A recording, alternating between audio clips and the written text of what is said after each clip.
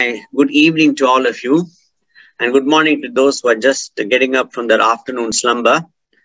I shall make my talk as simple and clear as possible so that you just carry home messages to translate it into clinical practice. So, the first one important point is I do accept that all of you know about more than me about antiphospholipid antibody syndrome and obstetric antiphospholipid antibody syndrome.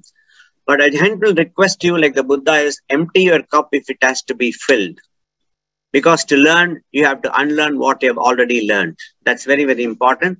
So the next 45 minutes, I request everybody to live in the present like the Buddha. Don't think about the past. Don't think about the future. Now, what we're going to think is just about obstetric antiphospholipid antibody syndrome. This is what I was before reading antiphospholipid antibody syndrome, what we affectionately call as APS. And this is what I am after reading APS. So if one wants to confer a false sign of baldness as a sign of wisdom in you, you better read antiphospholipid antibody syndrome. My objective today is number one, to define obstetric APS, the pathogenesis, the laboratory tests, the diagnosis, which already she has touched on, suspicion, management, seronegative OAPS, test for new antiphospholipid antibodies, management of refractory OAPS and infertility, and a carry-home message. The carry-home message is for all those who have actually slept through the initial 40 minutes of my presentation. So if you want, you can just switch off and go to sleep and get up just during when I start speaking about the carry-home messages. Now, what do you define APS? Acquired autoimmune thrombophilic state. It is not an inherited thrombophilia. Morbidity, vascular thrombosis, recurrent pregnancy loss, like what Dr. Priya said. Now, APS can be divided into primary APS and secondary APS. It is called secondary APS when it is associated with a systemic connective tissue disease. The most common is systemic lupus. Primary APS when it occurs in the absence of any connective tissue disease. As a rheumatologist, I will be seeing more of secondary APS. As obstetricians, you'll be seeing more of primary APS. That's very, very important. Obstetricians and general physicians see both primary APS as well as secondary antiphospholipid antibody syndrome. Now, what is the basic pathogenicity? To just put it in 2 words, APS syndrome is a hypercoagulable state. It is thrombogenic.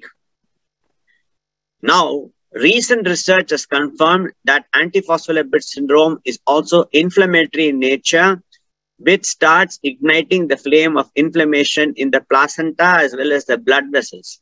So, ladies and gentlemen, it is just not a hypercoagulable state. It is also inflammatory. No wonder people have started using heparin. They have started intravenous using immunoglobulins. They have started using also biologics like rituximab in the management of APS syndrome. So APS is also an auto-inflammatory syndrome. That's important.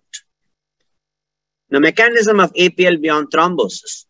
When I started my association with antiphospholipid antibody syndrome in 1994, I should give due credit to Dr. Suresh, Dr. Indrani, Dr. Sujata, and Dr. Beena of Mediscan, who started along with me a high-risk fetal pregnancy loss in Mediscan, and I should really thank them. More than that, I should also thank Professor Graham Hughes, whom I met in Singapore in an international meeting, and where we discussed about seronegative APS. When I infused the concept of seronegative APS in India, everybody was hostile to me, but now it is accepted as a clinical entity everywhere in the world. So what is the mechanism of APL beyond thrombosis? Number one, on the placenta, I would like to tell you that APL syndrome, obstetric APS syndrome, is purely a placental disease and a placental dysfunction. APLs affect trophoblastic function, defective angiogenesis, activation of cytokines like tumor necrosis factor, which induce inflammation. It also brings about activation of neutrophils. So it is an inflammatory disorder. In addition to that, antiphospholipid antibodies cause activation of complement, causing placental injury. And there is a passive transfer of antiphospholipid antibodies across the placenta, resulting in fetal resorption and IUGR. IUGR is a very, very important complication of antiphospholipid syndrome. And whenever you encounter anybody with IUGR, it is absolutely essential that we exclude the possibility of antiphospholipid antibody syndrome. So put it in a nutshell, antiphospholipid antibodies are not only thrombogenic, but they're inflammatory and causing inflammatory pathology in the placenta. Before, we used to say that there should be placental infarcts to make a diagnosis of APS. Now there need not be placental infarcts at all, because this is also a more an immunoinflammatory disease in nature. Then coming to the lab, just to learn that's one through of it. The way of detection could be ELISA or phospholipid-dependent coagulation test. If it's phospholipid-dependent, you call it lupus anticoagulant, about which Dr. Priya spoke extensively. If you're doing it by ELISA, you call it the anti-cardiolipin IgG and IgM test, antibody to B2 glycoprotein 1, IgG and IgM. Now, one important rule for testing for APLs, kindly mark it down in your book, your pencil. Number one, perform the test always in a fasting sample. Number two, perform the test for all three antibodies at one point of time, because a person can be positive for one test and negative for the other two, or they can be positive for all the three tests also.